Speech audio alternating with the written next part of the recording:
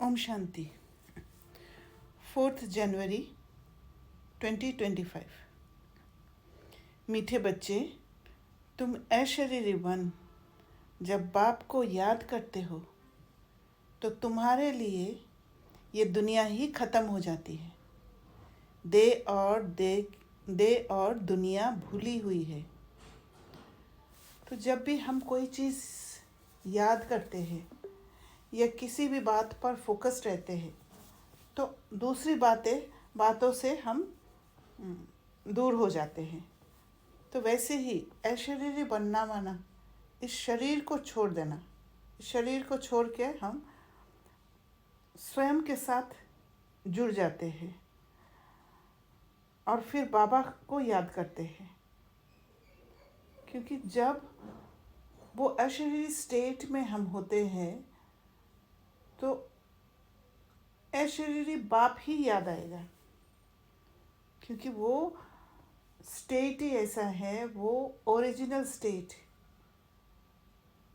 जो वो मैं असलियत में थी उस स्टेट में चली जाती हूँ और उस स्टेट में दे और दुनिया याद नहीं आएगी। प्रश्न: बाप द्वारा सभी बच्चों को ज्ञान का तीसरा नेत्र क्यों मिला है? उत्तर: अपने को आत्मा समझ बाप जो है जैसा है उसी रूप में याद करने के लिए तीसरा नेत्र मिला है। परंतु ये तीसरा नेत्र काम तब करता है जब पूरा योग युक्त रहे, अर्थात एक बाप से सच्ची प्रीत हो, किसी के नाम रूप में लटके हुए ना हो। माया प्रीत रखने में ही विघन डालती है। इसी में बच्चे धोखा खाते हैं। तो जैसे मैं सोच रही थी, एक पूरा योग युक्त रहना जिससे एक बाप से सच्ची प्रीत होती है। तो योग युक्त और बाबा से प्रीत होना, ये दोनों का एकदम परफेक्ट कनेक्शन है। और योग युक्त माना जिससे योग लगाते हैं, जिससे कनेक्शन बैठता है, उसको जान जाते हैं। और उसको जानने के लिए उसके मन बुद्धि के लेवल तक पहुंचना, समझना और उनके जैसा बनते जाना, एक लाइक माइंडेड स्थिति तक पहुंच जाना। जब वहाँ पहुँचते हैं तब जाके धीरे धीरे वो प्रीत होने लगता है। और ये प्रीत जो दुनिया में प्रीत का जो डेफिनेशन है वैसा नहीं है। ये एक बैलेंस्ड प्रीत है, एक स्पिरिचुअल लव है, जहाँ पर एक संबंध जुटा रहता है, एक स्पिरिचुअल रिलेशनशिप। पर ऐसे नहीं है कि वो संबंध जुड़ने में हम जब भी कोई एक्शन में आते हैं वो एक्शन को ही ठीक से नहीं कर पाते हैं। वो ऑटोमेटिक बाबा जैसे ही वो एक्शन होगा, बाबा जैसे ही वो भावना होगा। तो योग युग में कुछ चीज़ें हैं। एक तो जानेंगे, जानने के बाद उस फ्रीक्वेंसी तक पहुँचेंगे। पहले मन बुद्धि उस फ्रीक्वेंसी तक पहुँच के फिर बाबा को जानेंगे। जानकर फिर रिलेशनशिप बिल्ड होगा और फिर जाके प्रीत होगा। तो ये प्रोसेस होने के बाद ही तीसरा नेत्र काम करने लग जाता है। किसी के नाम रूप में लटके हुए ना हो। और एक बाबा से जब प्रीत जुड़ जाता है, एक संबंध बन जाता है, तो उसी बाबा जैसा बनने के कारण बाबा जैसे सोच हो जाता है। जैसे स्थूल में भी, जब इस देह की दुनिया में भी कोई मेरे जैसा होते हैं या हमारे जैसा एक जैसे कोई आत्मा होती है, तो उसके प्रति एक आकर्षण रहता है। और वो आकर्षण स्पिरिचुअल आकर्षण होता है, और उसमें एक दूसरे में एक तालमेल बैठता है, एक बैलेंस रहता है, एक समझ रहता है एक दूसरे के प्रति। वह लटकना नहीं होता है नाम रूप में, पर माया प्रीत रखने में ही विघन डालती है। तो बाबा से प्रीत रखने में ही विघन डालती है, क्योंकि भिन्न भिन्न पुराना संस्कार वो आके कंट्रोल करने लग जाते हैं, और बच्चे धोखा खा जाते, कंट्रोल्ड हो जाते हैं, इमोशंस के दासी बन जाते हैं। गीत है मरना तेरी गली में। ओम शांति। सिवाय तुम ब्राह्मण बच्चों के इस गीत का अर्थ कोई समझ ना सके। जैसे वेद शास्त्र आदि बनाए हैं, परंतु जो कुछ पढ़ते हैं उसका अर्थ नहीं समझ सकते। इसलिए बाप कहते हैं, मैं ब्रह्मा मुख द्वारा सब वेदों शास्त्रों का सार समझाता हूँ। वैसे ही इन गीतों का अर्थ भी कोई समझ नहीं सकते, बाप ही इनका अर्थ बताते हैं। क्योंकि इनका अर्थ जानने के लिए तीसरा नेत्र खुला रहना पड़ेगा, और तीसरा नेत्र बंद था। बाबा आके वो तीसरा नेत्र दिया है, तब जाके हम इन बातों को समझ पा रहे। आत्मा जब शरीर से न्यारी हो जाती है तो दुनिया से सारा संबंध टूट जाता है।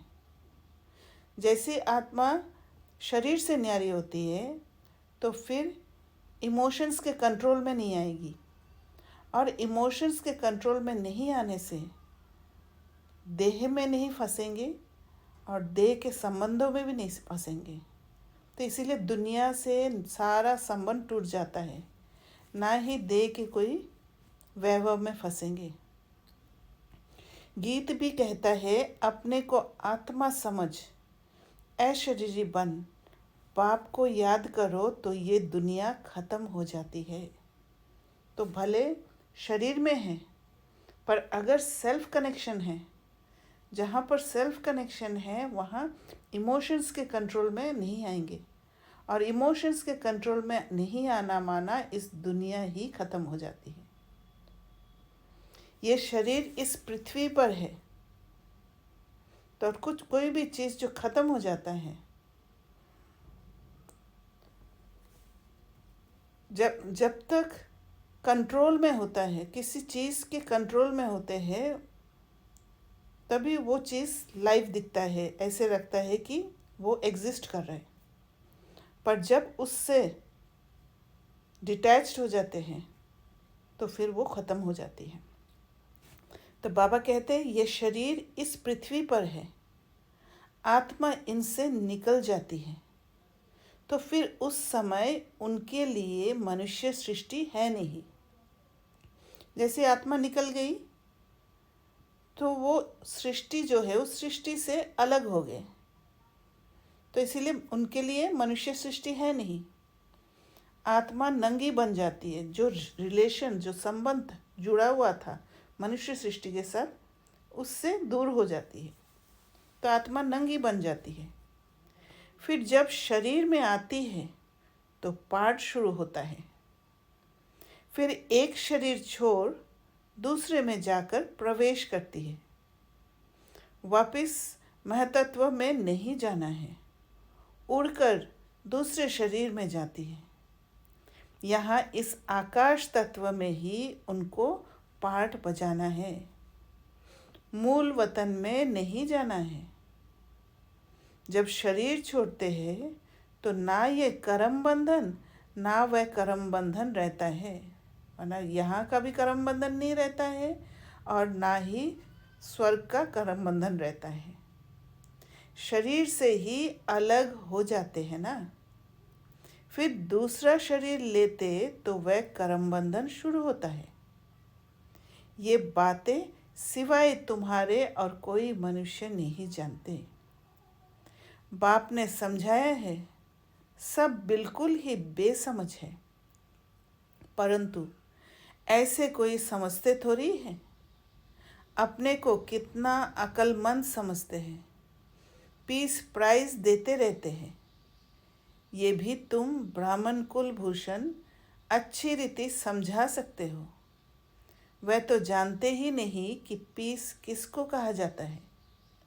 कोई तो महात्माओं के पास जाते हैं कि मन की शांति कैसे हो। ये तो कहते हैं वर्ल्ड में शांति कैसे हो। ऐसे नहीं कहेंगे कि निराकार दुनिया में शांति कैसे हो। ये तो है ही शांति धाम, क्योंकि अशरीरी रहते हैं। जहाँ शरीर नहीं है वहाँ शांति है। हम आत्माएं शांति धाम में रहती हैं, परंतु ये तो मन की शांति कहते हैं। जब मन शांत होते हैं तब मन को पता पड़ता है कि हम आत्मा, ये याद रहता है कि हम आत्माएं शांति धाम में रहती है। इसलिए बाबा ने कहा ये मन को की शांति कहते हैं। वह जानते नहीं कि शांति कैसे मिलेगी। शांति धाम तो अपना घर है, यहाँ शांति कैसे मिल सकती। हाँ, सतयुग में सुख शांति संपत्ति सब है, जिसकी स्थापना बाप करते हैं। यहाँ तो कितनी अशांति है। ये सब अब तुम बच्चे ही समझते हो। तो शांति में रहना एक स्थिति है, एक समझ है। सुख शांति संपत्ति भारत में ही थी।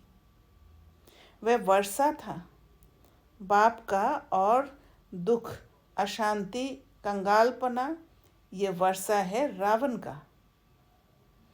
ये सब बातें बेहद का बाप बैठ बच्चों को समझाते हैं। बाप परम धाम में रहने वाला नॉलेजफुल है, जो सुख धाम का हमको वर्षा देते हैं।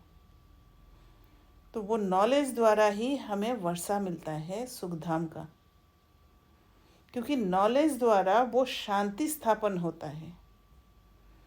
जो समझ को बदल जाते हैं, वो समझ के कारण, वो तीसरा नेत्र खुला रहने के कारण वो शांति वाला समझ आ जाता है। वह हम आत्माओं को समझा रहे हैं। ये तो जानते हो नॉलेज होते हैं आत्मा में, उनको ही ज्ञान का सागर कहा जाता है। वह ज्ञान का सागर इस शरीर द्वारा वर्ल्ड की हिस्ट्री ज्योग्राफी समझाते हैं। वर्ल्ड की आयु तो होनी चाहिए ना। वर्ल्ड तो है ही, सिर्फ नई दुनिया और पुरानी दुनिया कहा जाता है। ये भी मनुष्य को पता नहीं। न्यू वर्ल्ड से ओल्ड वर्ल्ड होने में कितना समय लगता है। तुम बच्चे जानते हो कलयुग के बाद सतयुग जरूर आना है। इसलिए कलयुग और सतयुग के संगम पर बाप को आना पड़ता है। ये भी तुम जानते हो परम पिता परमात्मा ब्रह्मा द्वारा नई दुनिया की स्थापना शंकर द्वारा विनाश कराते हैं। त्रिमूर्ति का अर्थ ही ये है, पहले स्थापना, फिर विनाश, फिर पालना। ये तो कॉमन बात है, परंतु ये बातें तुम बच्चे भूल जाते हो। नहीं तो तुमको खुशी बहुत रहे, निरंतर याद रहनी चाहिए। बाबा हमको अब नई दुनिया के लिए लायक बना रहे हैं। जब ये ध्यान रहता है कि बाबा हमें नई दुनिया के लिए लायक बन रहे हैं, तो पेपर क्रॉस करना बहुत आसान हो जाता है, क्योंकि वो जो स्थिति है, वो जो समझ है, वो हिम्मत दिलाता है उस पेपर को क्रॉस करने के लिए। और साथ में वो समझ रहता है कि हमें तैयार कर रहे हैं, लायक बना रहे हैं, और जहाँ लायक बन रहे हैं वहाँ मेरा ट्रांसफॉर्मेशन हो रहा है और मेरा उन्नति के लिए, कल्याण के लिए ये सारे पेपर्स आ रहे हैं। पर बाबा कहते हैं हम भूल जाते हैं, तुम भारतवासी ही लायक बनते हो और कोई नहीं। हाँ, जो और धर्म में कन्वर्ट हो गए हैं वे आ सकते हैं, फिर इसमें कन्वर्ट हो जाएंगे जैसे उसमें हुए थे। ये सारी नॉलेज तुम्हारी बुद्धि में है। तो बाबा बार बार कहते हैं कि हमारे बुद्धि में ही ये नॉलेज है, क्योंकि ये नॉलेज हमने कल्प कल्प लिया है बाबा से। तो वो इमर्ज होना है, मनुष्य को समझाना है ये पुरानी दुनिया बदलती है, महाभारत लड़ाई भी ज़रूर लगनी है। इस समय ही बाबा आकर राजयोग सिखलाते हैं। जो राजयोग सीखते हैं वे नई दुनिया में चले जाएंगे। तो जो राजयोग सीखते हैं, राजयोग सीखना माना सेल्फ कनेक्शन, साथ के साथ बाबा के साथ जुड़ना, और फिर स्किल सीखना। वो स्किल जहाँ पर वो जो रावण ने हमें सिखाया है उसको बदल कर अपने अंदर का जो इमोशन फ्री, वो शांति का स्टेट में चले जाना। तुम सबको समझा सकते हो कि ऊंच ते ऊंच है भगवान, फिर ब्रह्मा विष्णु शंकर, फिर आओ यहाँ मुख्य है जगदम्बा जगत पिता। बाप आते भी यहाँ है ब्रह्मा के तन में, प्रजापिता ब्रह्मा तो यहाँ है ना। ब्रह्मा द्वारा स्थापना सूक्ष्म वतन में तो नहीं होगी ना, यहाँ ही होती है। ये व्यक्त से अव्यक्त बन जाते हैं। ये राजयोग सीख फिर विष्णु के 2 रूप बनते हैं। वर्ल्ड की हिस्ट्री ज्योग्राफी समझनी चाहिए ना, मनुष्य ही समझेंगे। वर्ल्ड का मालिक ही वर्ल्ड की हिस्ट्री ज्योग्राफी समझा सकते हैं। वह नॉलेजफुल, पुनर्जन्म रहित है, इसलिए बाबा भूलते नहीं है। वो नॉलेज इमर्ज रहता है हमेशा। ये नॉलेज किसकी बुद्धि में नहीं है, परखने की भी बुद्धि चाहिए ना। कुछ बुद्धि में बैठता है या ऐसी ही है, नब्ज देखनी चाहिए। तो किसी को नॉलेज देना, वो सबसे पहले परखना चाहिए कि जो नॉलेज, जिसको नॉलेज दे रहे हैं उसकी बुद्धि में बैठ रहा है कि नहीं। एक अजमल खान नामी ग्रामी वैद्य होकर गया है। कहते हैं देखने से ही उनको बीमारी का पता पड़ जाता था। अब तुम बच्चों को भी समझना चाहिए कि ये लायक है या नहीं, तो उसमें सारी बातें आ जाएगा। अगर पहले परख के किसी को, माना उस आत्मा को कितना उस नॉलेज को लेने के लिए का प्यास है, वो परख कर जब देते हैं तो फिर अपना एनर्जी और टाइम सफल होता है। नहीं तो फालतू बोलते जाएंगे और फिर वो कभी कभी नहीं समझकर कॉन्फ्लिक्ट में भी आ जाते हैं।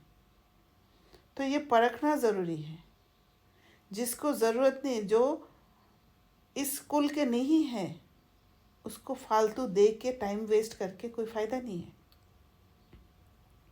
बाप ने बच्चों को ज्ञान का 3रा नेत्र दिया है, जिससे तुम अपने को आत्मा समझ बाप जो है, जैसा है, उसको उसी रूप में याद करते हो। तो ये बहुत इम्पोर्टेंट है बाबा को समझना। और बाबा को समझने के लिए ज्ञान का 3रा नेत्र भी चाहिए है। अपने को आत्मा समझना ज़रूरी है, एक सेल्फ कनेक्शन की ज़रूरत है।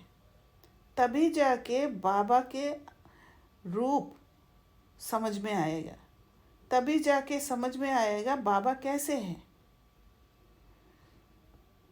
परंतु ऐसी बुद्धि उनकी होगी जो पूरा योग युक्त होंगे, जिनकी बाप से प्रीत बुद्धि होगी। तो उस प्रोसेस द्वारा जो भी चलेंगे उनके उनके ही ये स्थिति होगा। सब तो नहीं है ना, एक दो के नाम रूप में लटक पड़ते हैं। बाप कहते हैं प्रीत तो मेरे साथ लगाओ ना, तो नाम रूप में लटक कब पड़ते हैं? क्योंकि शिव बाबा पालना दे रहे हैं,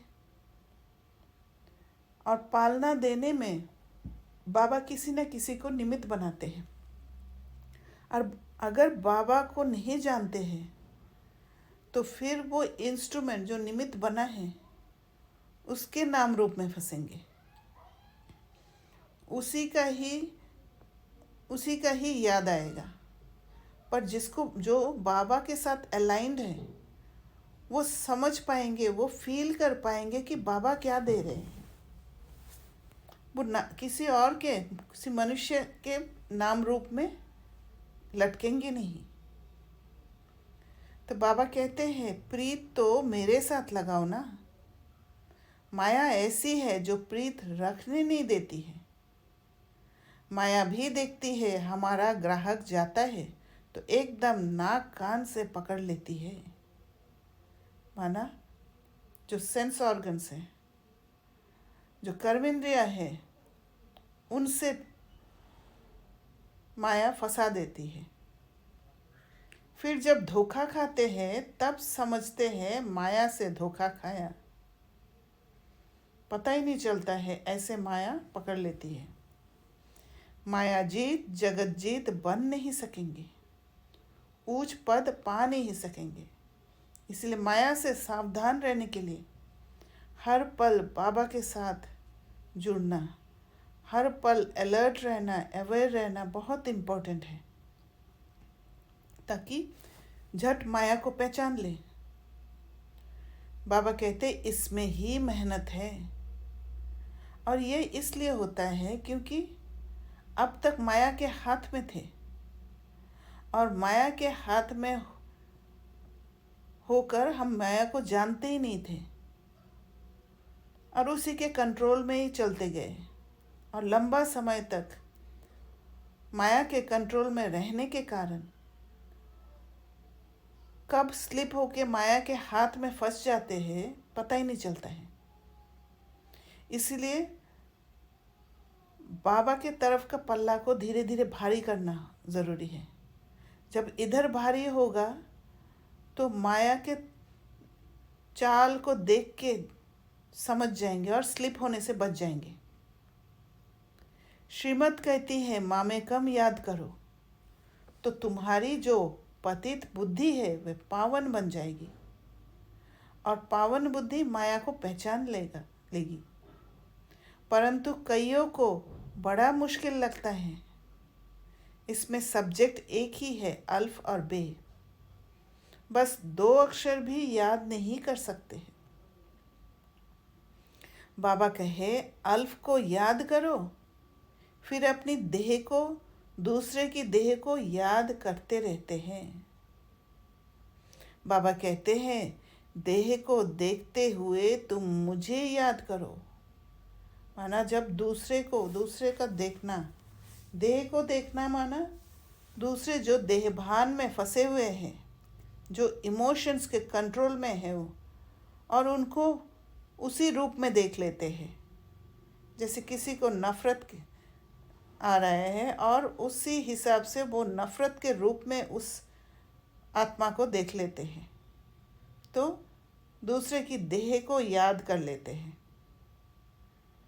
और अपनी देह को याद करना माना अपने इमोशंस के कंट्रोल में फंस जाना। ये एक बहुत मोटी जंजीर है। जो बांध के रखते हैं, एकदम बंधन में डाल देते हैं। आत्मा को अब तीसरा नेत्र मिला है, मुझे देखने समझने का, उससे काम लो। तो बाबा को देखने का, वो बुद्धि की आँख से ही हम देख सकते हैं, समझ सकते हैं। तो बाबा कह रहे उससे काम लो। तुम बच्चे अभी त्रिनेत्री त्रिकालदर्शी बनते हो, परंतु त्रिकालदर्शी भी नंबरवार है। तीनों कालों को देख पाना, तीनों कालों को जब देख पाते हैं तो फिर जो पुराना पैटर्न या पुराने संस्कार वो कमज़ोर पड़ जाते हैं। नॉलेज धारण करना कोई मुश्किल नहीं है, बहुत ही अच्छा समझते हैं, परंतु योग बल कम है। इसके लिए ताकत चाहिए। समझ को शिफ्ट कर देना, समझ को ऊंचा कर देना, उसमें योग बल की ज़रूरत है। देही अभिमानी पना बहुत कम है। थोड़ी बात में क्रोध गुस्सा आ जाता है, गिरते रहते हैं, इमोशंस के कंट्रोल में आ जाते हैं, उठते हैं गिरते हैं, आज उठे कल फिर गिर पड़ते हैं। देह अभिमान मुख्य है, फिर और विकार लोभ मोह आदि में फंस पड़ते हैं। देह में भी मोह रहता है ना, माताओं में मोह जास्ती होता है। अब बाप उससे छुड़ाते हैं। तुमको बेहद का बाप मिला है, फिर मोह क्यों रखते हो? उस समय शक्ल बातचीत ही बंदर मिसल हो जाती है। कंफ्यूज्ड होने के कारण, भटकने के कारण बंदर मिसल हो जाती। बाप कहते हैं नष्टो मोहा बन जाओ, निरंतर मुझे याद करो। नष्टो मोहा बनने से ही वो स्टेबिलिटी आएगा। और बाबा के साथ अलाइंड होके हर बात को समझना, बाबा की याद में रहना। पापों का बोझा सिर पर बहुत है, वह कैसे उतरे? परंतु माया ऐसी है, याद करने नहीं देगी, भिन्न भिन्न रूप में आ जाएगी। जिस जगह पर कमज़ोरी है, उस कमज़ोरी का पॉइंट से समझ को परिवर्तन कर देगी। बल कितना भी माथा मारो, घड़ी घड़ी बुद्धि को उड़ा देती है। वो जो ऊंची सोच है, उस सोच को ख़त्म कर देती है। कितनी कोशिश करते हैं हम मोस्ट बिलवेड बाबा की ही महिमा करते रहे। बाबा बस आपके पास आए कि आए, परंतु फिर भूल जाते हैं, बुद्धि और तरफ चली जाती है। ये नंबर 1 में जाने वाला भी पुरुषार्थी है ना। बच्चों की बुद्धि में ये याद रहना चाहिए कि हम गॉड फादरली स्टूडेंट हैं। गीता में भी है भगवानुवाच, मैं तुमको राजाओं का राजा बनाता हूँ। तो जब स्टूडेंट का कॉन्शियसनेस होता है, तो स्टूडेंट माना हर पल सीखने का समय, और जहाँ स्टूडेंट है वहाँ पे गलती होने का चांसेस भी रहता है। तो बहुत अलर्ट रहना होता है। सिर्फ शिव के बदले श्री कृष्ण का नाम डाल दिया है। वास्तव में शिव बाबा की जयंती सारी दुनिया में मनानी चाहिए। शिव बाबा सबको दुख से लिबरेट कर गाइड बन ले जाते हैं। ये तो सब मानते हैं कि वह लिबरेटर गाइड है। तो लिबरेट कैसे करते हैं बाबा? वो जो दुख का सीन को एक उचित समझ देकर सुख में परिवर्तन कर देते हैं, हमारा स्थिति को परिवर्तन कर देते हैं, इमोशंस से फ्री कर देते, लिबरेट कर देते हैं। सबका पतित पावन बाप है, सबको शांति धाम सुख धाम में ले जाने वाला है। तो उनकी जयंती क्यों नहीं मनाते हैं? भारतवासी ही नहीं मनाते हैं, इसलिए ही भारत की ये बुरी गति हुई हुई है। मौत भी बुरी गति से होता है। वह तो बॉम्ब्स ऐसे बनाते हैं, गैस निकला और खलास, जैसे क्लोरोफॉर्म लग जाता है। ये भी उन्हों को बनाने ही है, बंद होना इम्पॉसिबल है। जो कल पहले हुआ था सो अब रिपीट होगा। इन मुसलों और नेचुरल कैलामिटीज से पुरानी दुनिया का विनाश हुआ था, सो अभी भी होगा। विनाश का समय जब होगा तो ड्रामा प्लान अनुसार एक्ट में आ ही जाएंगे। ड्रामा विनाश जरूर कराएगा। रक्त की नदियाँ यहाँ बहेंगी। तो जैसे ही विनाश का समय आएगा तो ड्रामा का जो प्लान अनुसार ड्रामा एक्ट में आ जाएगी। और विनाश कौन कराएगा? ड्रामा ही विनाश कराएगा। रक्त की नदियाँ यहाँ बहेगी। सिविल वॉर में एक दो को मार डालते हैं ना। तुम्हारे में भी थोड़े जानते हैं कि ये दुनिया बदल रही है।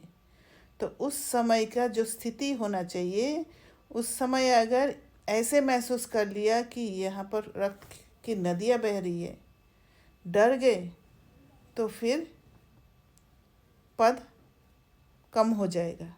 पर उस समय अगर इस समझ से वो पूरा सीन को देखते हैं कि ये दुनिया बदल रही है, तो उच्च पद मिल जाएगी, क्योंकि वहाँ पर इमोशंस के कंट्रोल में नहीं होंगे।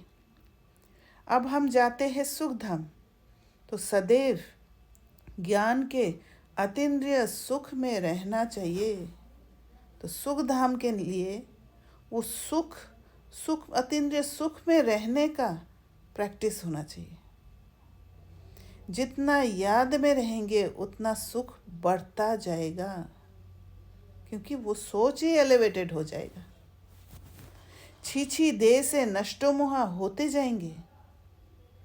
बाप सिर्फ कहते हैं अल्फ को याद करो तो बादशाही तुम्हारी है। सेकंड में बादशाही। बादशाह को बच्चा हुआ तो गोया बच्चा बादशाह बनाना। तो बाप कहते हैं मुझे याद करते रहो और चक्र को याद करो, तो चक्रवर्ती महाराजा बनेंगे। इस चक्र को जीत लेंगे, उसके ऊपर उठ जाएंगे, चक्र में फंसेंगे ही नहीं आधा कल्प के लिए। इसलिए गाया जाता है सेकंड में जीवन मुक्ति, सेकंड में बेगर टू प्रिंस। सारी बात कंट्रोल की है। जब कंट्रोल में है तब बंधन में बंधे हुए हैं, जब कंट्रोल से छूट जाते हैं तो फ्री हो जाते हैं। मुक्ति, जीवन मुक्ति का अनुभव कितना अच्छा है। तो श्रीमत पर अच्छी रीति चलना चाहिए। कदम कदम पर राय लेनी होती है। तो उस स्थिति तक पहुंचने के लिए, वो जीवन मुक्ति की स्थिति तक पहुंचने के लिए एक बाबा के मत से चलना है। और बाबा के मत से चलने के लिए कदम कदम पर बाबा से राय लेनी है, माना अपनी बुद्धि को लगाना है। बुद्धि योग जब बाबा के साथ होगा तब बात को समझ में आएगा कौन सी बात सच्चाई का पथ है। वो इनर कंपस के साथ टैली करके चलना होगा। बाप समझाते हैं मीठे बच्चे, ट्रस्टी बनकर रहो तो ममत्व मिट जाए। और ट्रस्टी बनना ही माना बाबा को अपने जीवन में लाना। परंतु ट्रस्टी बनना मासी का घर नहीं है। ये खुद ट्रस्टी बने हैं ब्रह्मा बाबा। बच्चों को भी ट्रस्टी बनाते हैं। ये कुछ भी लेते हैं क्या? कहते हैं तुम ट्रस्टी हो, संभालो। ट्रस्टी बने तो फिर ममत्व मिट जाता है। जब समझते हैं कि मेरा मेरा मेरा, तो उससे लगाव रहता है, और जहाँ लगाव है वहाँ दुख है।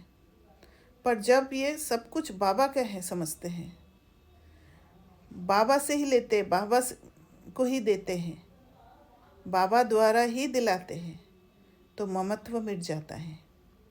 कहती भी है ईश्वर का सब कुछ दिया हुआ है, फिर कुछ नुकसान पड़ता है या कोई मर जाता है तो बीमार हो पड़ते हैं, मिलता है तो खुशी होती है।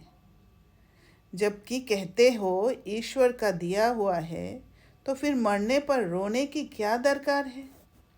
परंतु माया कम नहीं है, मासी का घर थोड़ी है। इस समय बाप कहते हैं तुमने हमको बुलाया है कि इस पतित दुनिया में हम नहीं रहना चाहते हैं, हमको पावन दुनिया में ले चलो, साथ ले चलो, परंतु इसका अर्थ भी समझते नहीं। तो पावन दुनिया में ले चलना, साथ ले चलना माना बुद्धि को बाबा के लेवल तक ले जाना। पतित पावन आएगा तो ज़रूर शरीर खत्म होंगे ना। जो शरीर के साथ इमोशंस द्वारा बुद्धि लगा हुआ है उससे छुड़ाना है, तब तो आत्माओं को ले जाएंगे। तो ऐसे बाप के साथ प्रीत बुद्धि होनी चाहिए।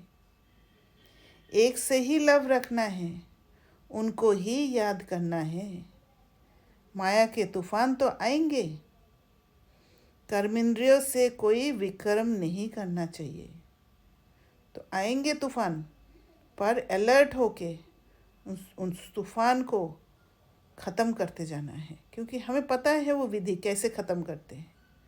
जैसे ही सेल्फ कनेक्ट हो जाते हैं, जैसे ही उस तूफान से डिटैच हो जाते हैं, जैसे ही आप स्ट्रांग होके उस तूफान के आगे खड़े होते हो, हिम्मत रख के कहते हो कि मैं फेस करने के लिए तैयार हूँ, सामना करने की शक्ति को सामने लाते हो, तो वैसे ही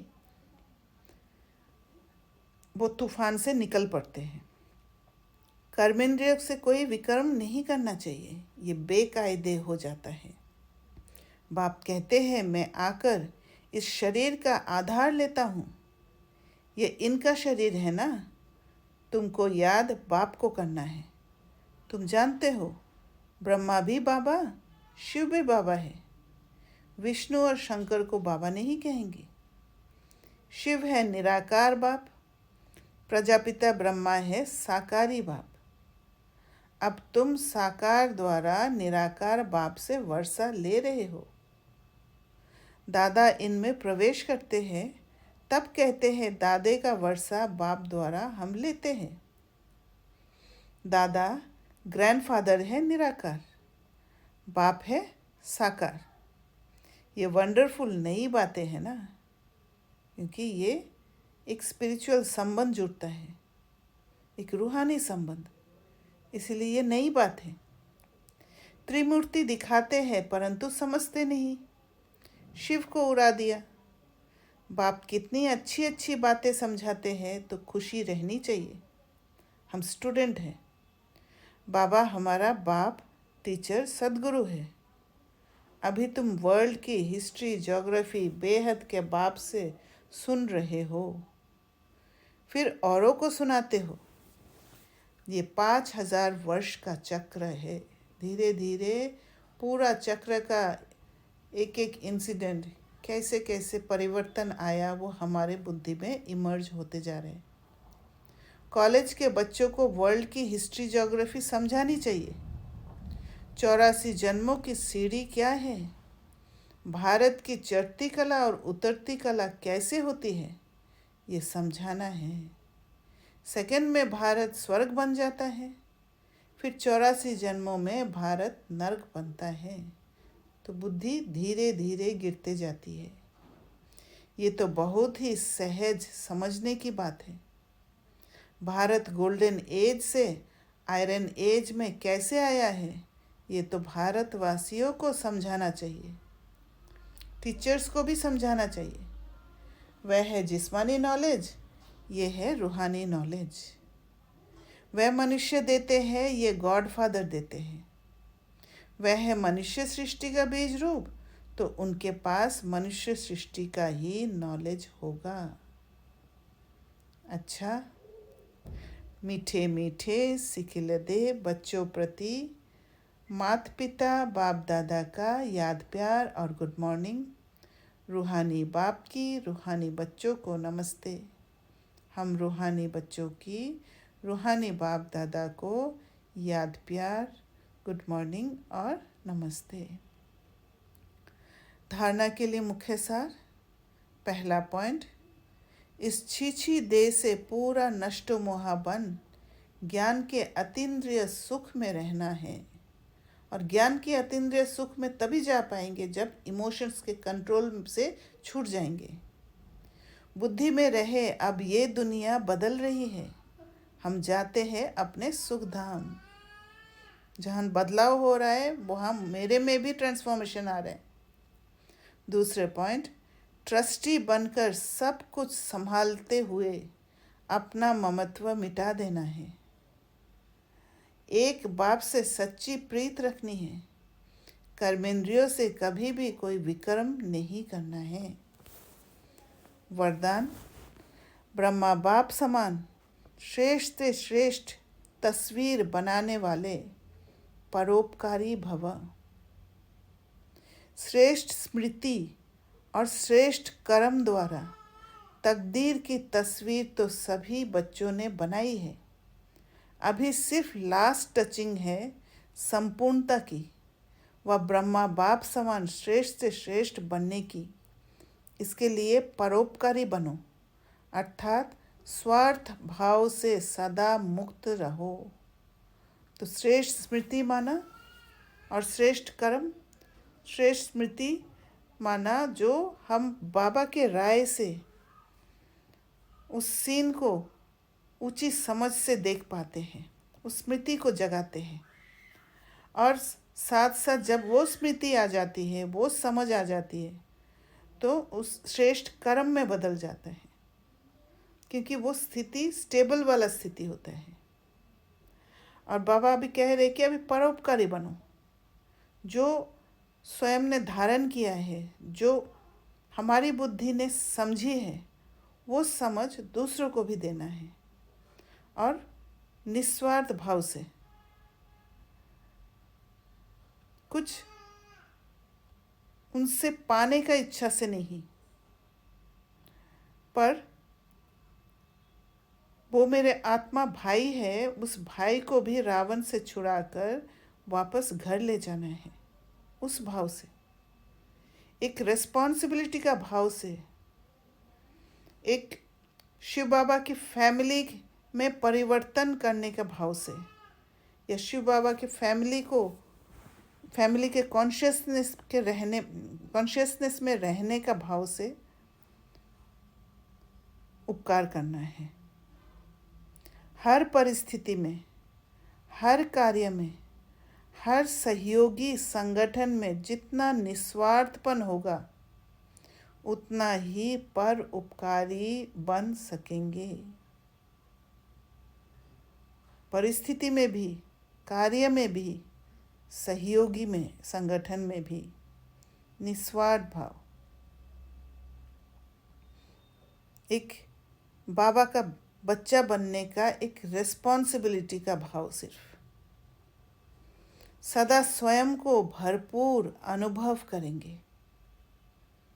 क्योंकि जहाँ स्वार्थ होगा वहाँ कहीं ना कहीं मेरे अंदर खालीपन है, और जहाँ खालीपन है वहाँ मैं इमोशंस के कंट्रोल में बहुत इजीली आ सकती हूँ। तो पर उपकारी होगा ही नहीं। सदा प्राप्ति स्वरूप की स्थिति में स्थित रहेंगे। हर पल प्राप्ति होगा, और वो प्राप्ति है रूहानी प्राप्ति।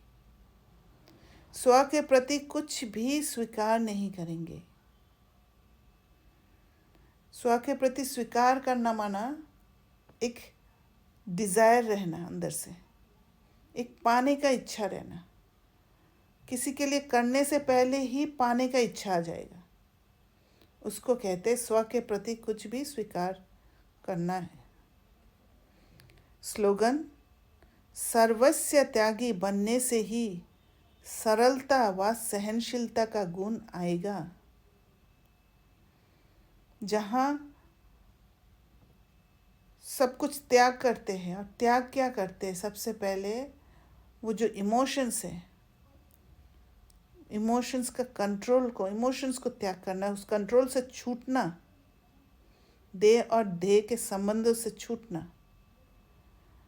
ये जब छूट जाता है तो फिर सरलता आ जाता है, एक सिंप्लिसिटी आ जाती है, और उन इमोशंस को सहन करने का गुण आ जाएगा। और वो गुण, सरलता और सहनशीलता मिलके वो ताकत बनेगा, जिस ताकत के अनुसार हम एक्शन करेंगे और उसी के हिसाब से किसी और को आगे भी बढ़ा सकते हैं। अपनी शक्तिशाली मनसा द्वारा सकाश देने की सेवा करो। ये सकाश देने की सेवा निरंतर कर सकते हो। इसमें तबीयत व समय की बात नहीं है। दिन रात इस बेहद की सेवा में लग सकते हो। तो हर पल, अगर चाहे बीमारी हो, चाहे कहीं पर भी हो, अगर मैं अपना स्थिति को मेंटेन करके रखती हूँ, अगर हर बात को उस उचित समझ से लेती हूँ, हर चीज़ को एक नॉलेज के रूप से देखती हूँ, तो मैं हर पल स्वयं से कनेक्टेड रहूँगी, ना कि किसी में फंसूँगी। जहाँ मैं इमोशंस के कंट्रोल में नहीं आती हूँ, तो कोई भी मुझे कंट्रोल नहीं कर सकता। और यही स्थिति है बेहद की सेवा का, सकाश का। हर पल अपने वो निराकारी स्टेट में रह के, भले मैं देह में हूँ, पर निराकारी स्टेट में रह के वो एसेंस को फैलाना। जैसे ब्रह्मा बाप को देखा, रात को भी आँख खुली और बेहद की सकाश देने की सेवा होती रही। ऐसे फॉलो फादर करो। रात को आँख खुला माना, नींद से उठते ही बाबा उसी स्थिति में रहते थे, कोई इमोशंस में नहीं फंसते थे। जब आप बच्चे बेहद को सकाश देंगे, तो नज़दीक वाले ऑटोमेटिक सकाश लेते रहेंगे। इस बेहद की सकाश देने से वायुमंडल ऑटोमेटिक बनेगा, क्योंकि ये सकाश जो है, ये एनर्जी जो है, ये एसेंस जो फैलता है, ये स्पिरिचुअल है। आत्मा आत्मा के बीच में एक्सचेंज होता है। तो जब आप फैलाएंगे, वो ऑटोमेटिक आसपास के जो आत्माएं हैं उनको रिसीव होगा, भले वो अवेयर हो या नहीं हो। और वो वायुमंडल भी ऑटोमेटिकली शुद्ध बनते जाएगा।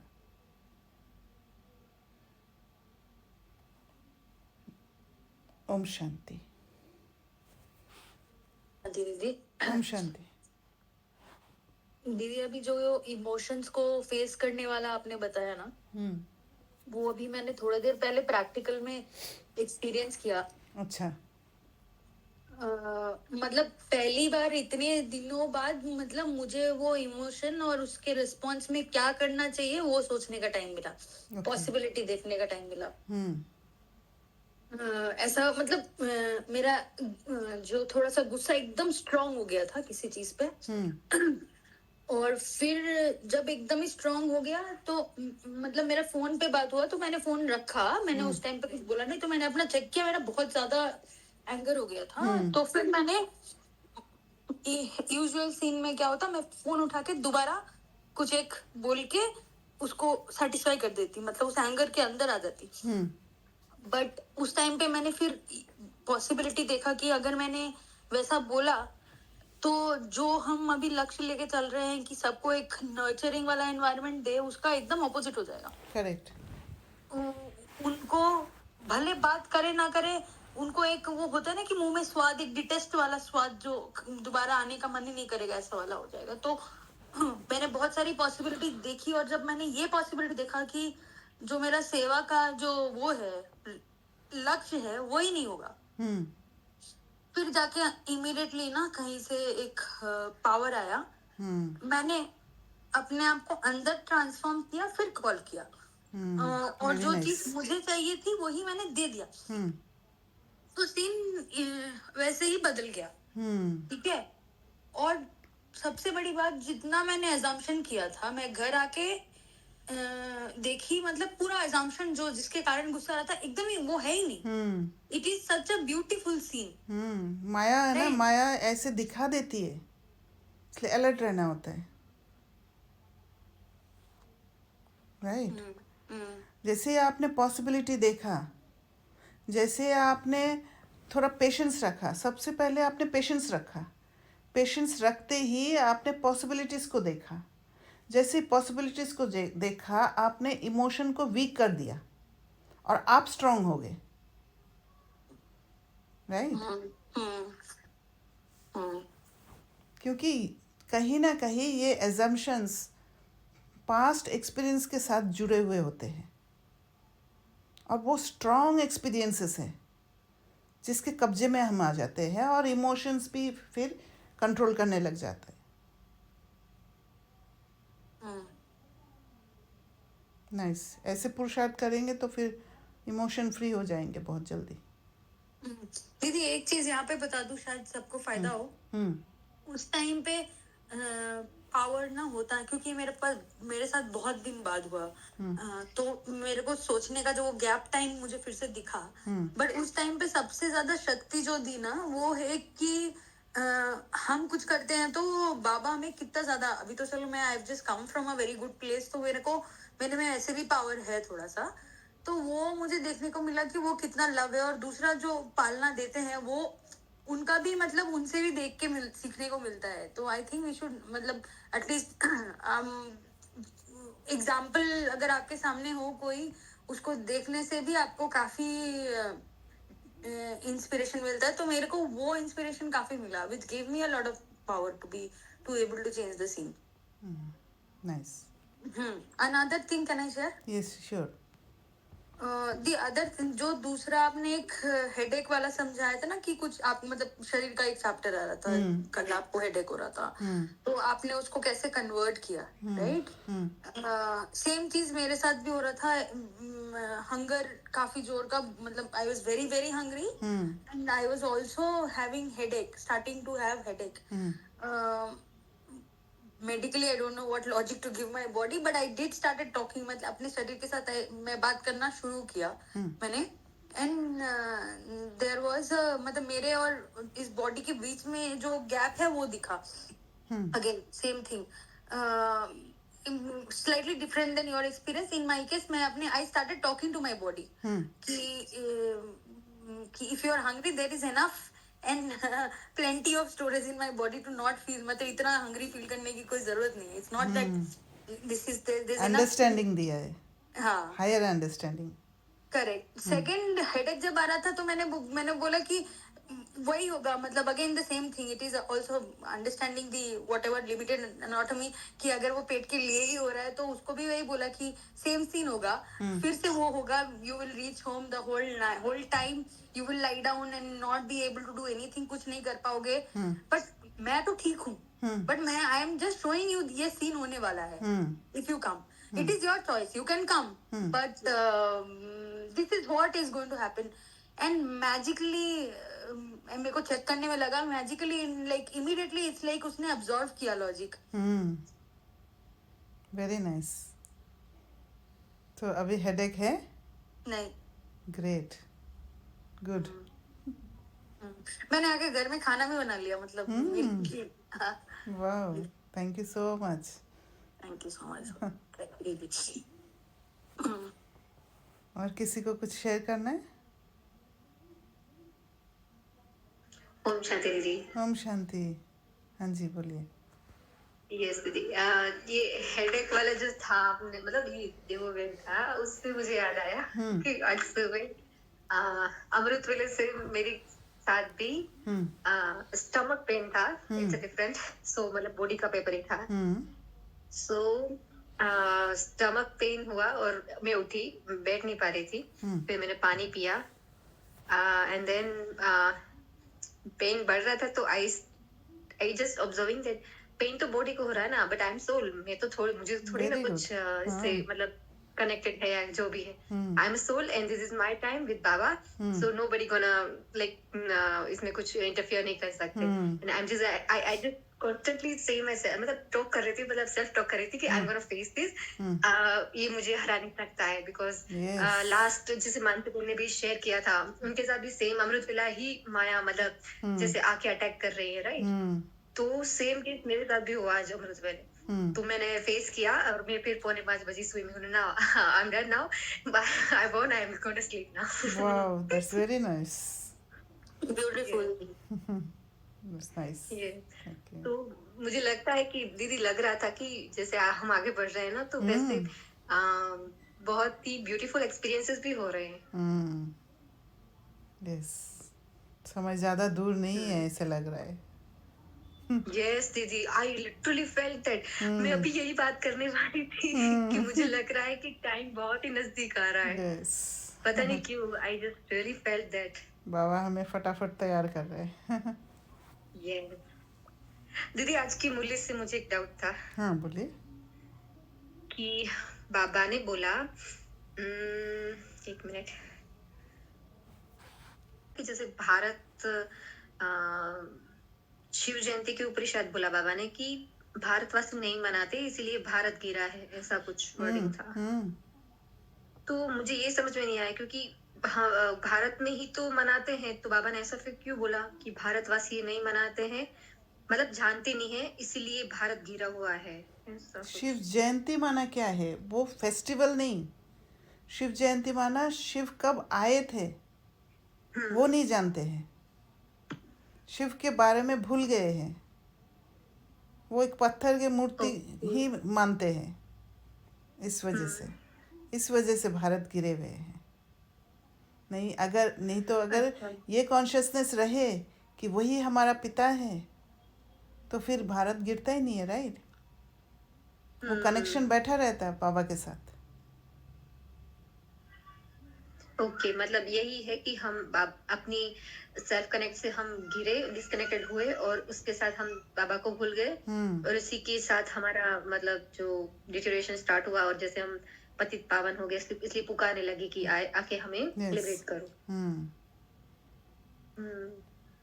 वो तो एक फोर्स, जो नेगेटिव फोर्सेस से हम परेशान हो जाते हैं, जब एकदम एक्सट्रीम में गए तब हमारे मुख से ऑटोमेटिक निकला कि हे पतित पावन आओ करके.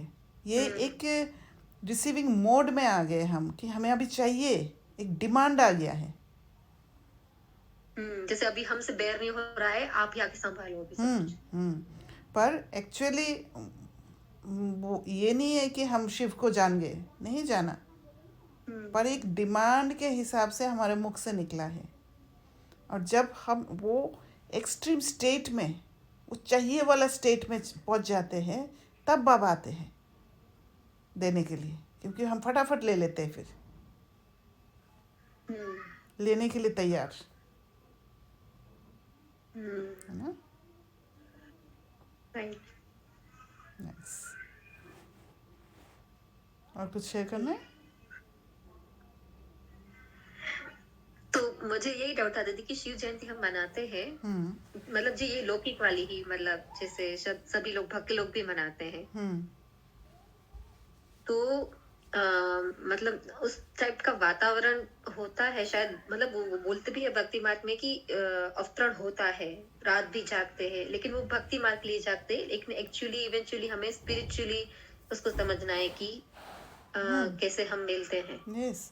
बाबा ने मनाने का बाबा के अर्थ साथ. को ही अलग बताया. मनाना माना जानना, पर भक्ति में मनाते जो है वो जानकर मनाते नहीं है, तो वो मनाना नहीं है. Right. Right. Okay, got it. Okay, thank you. Thank you. और किसी को शेयर करना है कुछ? दीदी जो अभी अव्यक्त मूल्य भेजी आपने, उसके बारे में कब डिस्कस करेंगे? कभी भी कर सकते हैं, आप लोग बताना. कब करना है? ठीक। Okay okay. ओम शांति। Thank you.